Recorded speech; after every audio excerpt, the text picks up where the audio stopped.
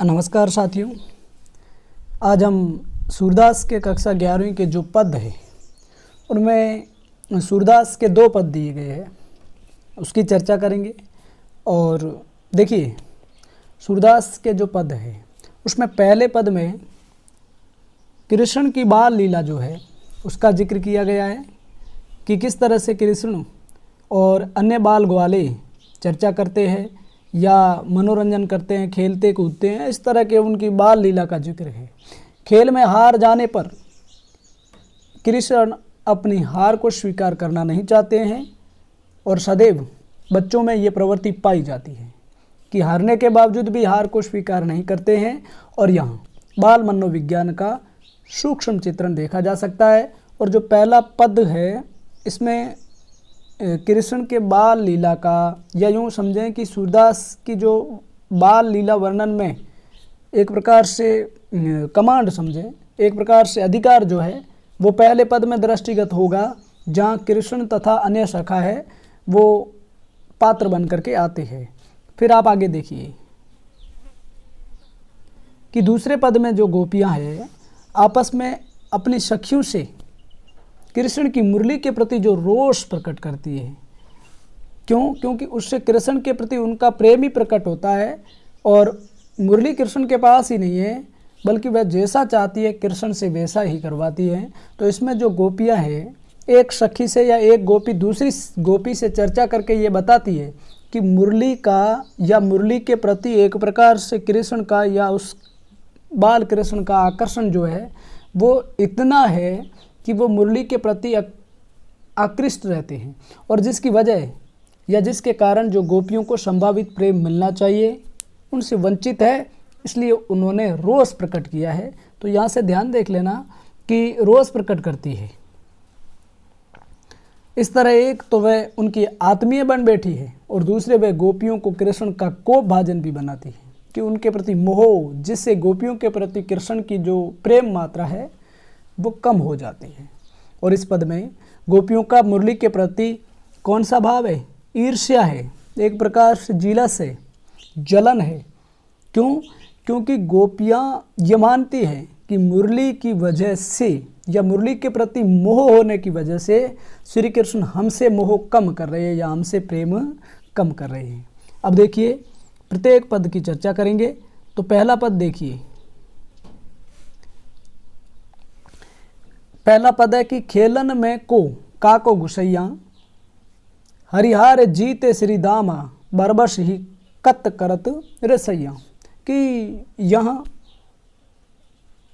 कहा गया है कि खेलन में को काको घुसैया, कि खेलन में या खेल में कौन किसी का स्वामी, घुसैया यानी कि स्वामी या मालिक होता है, कोई किसी का स्वामी नहीं होता है। खेल में अगर स्वामी और सेवक का संबंध या इस प्रकार से दास और स्वामी का संबंध होगा तो वो खेल नहीं होगा। इसलिए खेल में इस तरह से कोई नहीं होता है, खेल में सब बराबर होते हैं, खेल में सम्मान भाव से खेला जाता है। इसलिए खेलन में को काको गोसाइयाँ, या नहीं कि खेल में कौन किसका गोसाई या स्वामी होता है, अर्थात कोई नहीं होता है। हरिहारे जीते श्री दामा, खेल होता है उसमें हरिहार जाते हैं, हरि का मतलब श्री कृष्ण, और सुदामा जो है ब्राह्मण सुदामा जो श्री कृष्ण का मित्र है जीत जाता है, कृष्ण हार जाते हैं। और बरबस ही कत करत रसैया, और बरबस मतलब नहा की रीस करते हैं, बिना कारण के मतलब बेवजह इस तरह से क्रोध करते हैं। क्योंकि सुदामा से श्री कृष्ण को उस खेल में हार मिलती है। जाति पाति हम ते बड़ नाही बसत तुम्हारी छेया। श्री कृष्ण को सुदामा कहते हैं कि जाति पाति हम ते बड़ नाही, यानी कि जाति से आप हमसे बड़े नहीं हैं। हमारी जो कहा जाता है कि ब्राह्मण जो परम पुरुष के मुख से निश्रित होते हैं और इसलिए बड़े बताए गए हैं, और श्री कृष्ण एक क्षत्रिय राजकुमार जो हमसे बड़े नहीं हैं। कहने का भाव अर्थ यह है कि सुदामा कहते हैं कि जाति पाति से हम आपसे ऊंचे हैं, और इसके अलावा ना ही बसंत तुम्हारी इच्छाइयाँ, और हम आपके आश्रय में नहीं रहते हैं, हम आपके शरण में नहीं रहते हैं। कहने का अर्थ यह है कि हम हमारे हिसाब से रहते हैं। ऐसा नहीं है कि श्री कृष्ण के या इनके परिवार के अधीन रह कर के हम रह रहे हैं, ऐसा नहीं है, सुदामा कहते हैं।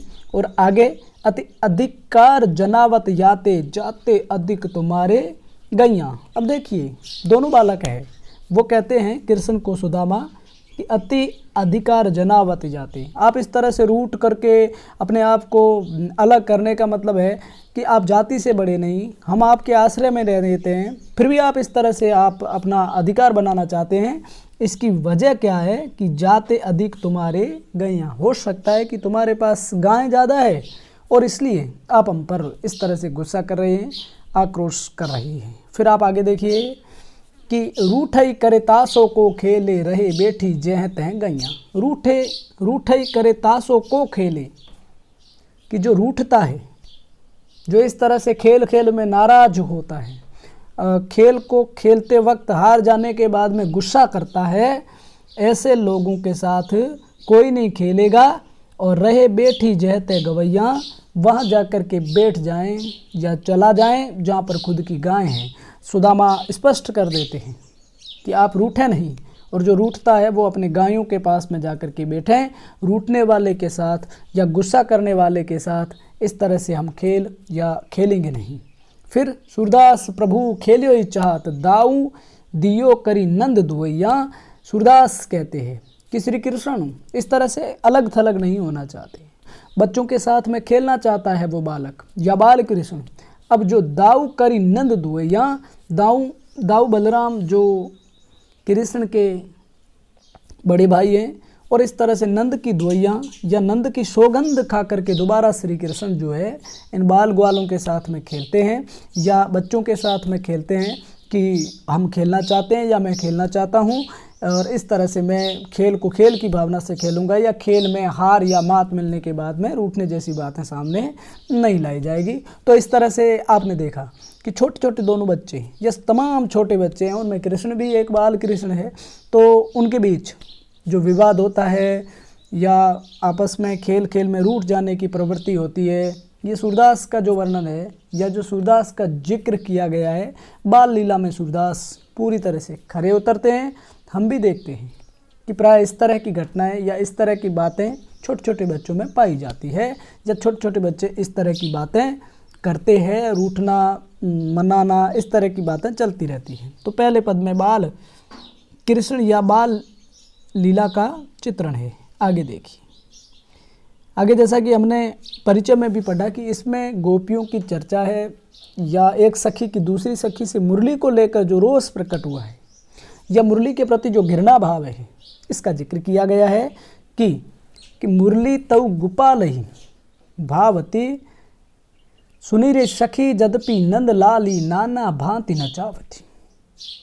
मुरली तऊ गोपाल ही भावती, कि ये जो मुरली है जिनको उस कृष्ण ने धारण कर रखा है, वो उस गोपाल को या उस श्री कृष्ण को भावती है, अच्छी लगती है, बहुत अच्छी लगती है। और आगे कहती है कि सुनीरी सखी जदपि नंदलाल ही नाना भांति नचावती, कि ये बात ठीक है कि उनको अच्छी लगती है, लेकिन सुनीरे सखी जदपि, लेकिन जो नंदलाल या नंद के पुत्र कृष्ण हैं उनको अच्छी तो लगती है, लेकिन वही की वही मुरली उनको तरह तरह से नचाती है, यानी कि उनको वश में कर रखा है, वो मुरली के वशीभूत में आ गए हैं, यानी कि मुरली अपना असर जमा चुकी है, यानी कि मुरली ने श्री कृष्ण पर कब्जा कर दिया है। कैसे किया है कि राखती एक पाई ठाडो करी अति अधिकार जनावती। आप देखेंगे कि जिस प्रकार से त्रिभंगी रूप में श्री कृष्ण मुरली बजाते हैं तो एक पांव पर खड़े होते हैं। ठाडो यानी कि खड़ा करती है, मुरली ही है जो श्री कृष्ण को अपने एक पांव पर खड़ा करती है और अति अधिकार जनावती, और ऐसा लगता है कि मुरली का श्री कृष्ण पर या उनके शरीर पर कब्जा है या अधिकार है, और वो मुरली उस बाल कृष्ण से, उस कृष्ण से इस तरह से दिखाती है। फिर कोमल तन आज्ञा करवावती कटिटेडो वे आवती। कोमल तन, श्री कृष्ण का शरीर जो है वो एकदम कोमल है, एकदम नाजुक है, उनसे आज्ञा या आदेश करवाती है, जैसा मुरली चाहती है वैसा का वैसा श्री कृष्ण से करवाती है। कैसा कि कटिटेडो वे आवती, कट यानी कि कमर, उस कमर को टेढ़ा करवाती है, उस कमर को टेढ़ा करवाने का काम मुरली की वजह से हुआ है, इसलिए मुरली ने उस पर या श्री कृष्ण पर अधिकार स्थापित कर दिया है। फिर आप अति आदिन सुजान कनोड़े गिरिधर नार नवाबती। अति आदिन सुजान कन्नोड़े, कन्नोड़े यानी कि कृपा या दया का भाव, और इस तरह से उस सुजान को, श्री कृष्ण को पूरी तरह से एक प्रकार से जो उनकी लिबर्टी है या उनकी स्वतंत्रता है उनको संकुचित कर लिया है, या यूँ करें कि उनको एक तरह से अपने वश में कर दिया है, अपने आगोश में ले लिया है। और इसलिए गिरिधर नार नवाबती, गिरि पर्वत को धारण करने वाले श्री कृष्ण, जिसके अंदर परम सत्ता विराजती है, उसकी नाड़ को भी झुका देती है, उनकी गर्दन को झुका देती है। उनकी गर्दन को जैसा चाहती है मुरली, ठीक उसी तरह से हिलाती है, ठीक उसी तरह से चलायमान करती है। बात यह है कि श्री कृष्ण को मुरली ने पूरी तरह से समेट करके रखा है, या मुरली ने अपने वश में कर लिया है। एक प्रकार से कृष्ण पर अधिकार अगर किसी का है तो इस वक्त गोपियाँ कहती है कि मुरली ही कर रही है।